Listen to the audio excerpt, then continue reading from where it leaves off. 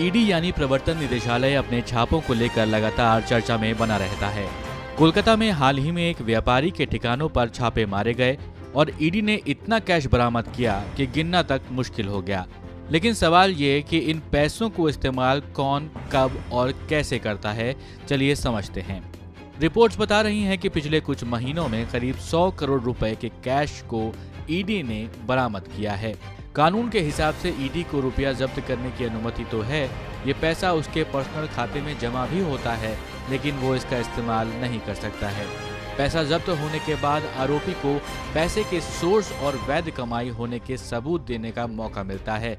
जब तक केस चलता है तब तक ये कैश ईडी के पास उसके खाते में रहता है।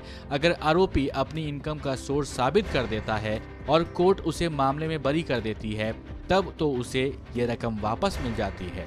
वहीं अगर वो ऐसा करने में असफल रहता है, तब इस रकम को गलत तरीके से अर्ज किए गए धन के दायरे में रखा जाता है।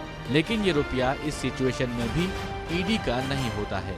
ईडी छापे में पकड़े गए कैश की जब्ती मनी लॉन्ड्रिंग रोकथाम कानून के तहत करती है। ईडी भारतीय स्टेट बैंक के अधिकारियों के सामने कैश की गिनती करती है। गिनती पूरी होने के बाद जब्ती मेमो या फिर अंग्रेजी में कहें सीजर मेमो तैयार किया जाता है। इसमें बरामद की गई कुल रकम दर्ज की जाती है। इसके बाद एक इंडिपेंडेंट गवाह की मौजूदगी में इस कैश को बक्से में भरकर सील किया जाता है।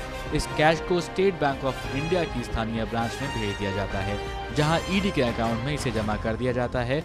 एक तरह से समझें तो ये खाता केंद्र सरकार का खजाना होता है। इस पैसे का इस्तेमाल ना तो ईडी, ना बैंक और ना ही सरकार कर सकती है।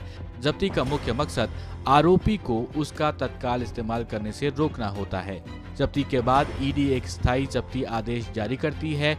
फिर इस जब्ती की पुष्टि की जाती है। अगर आरोपी इस कैश और आय का सोर्स नहीं बता पाता, तब इस रकम पर केंद्र सरकार का दावा होता है और ये केंद्र सरकार के खजाने में जमा हो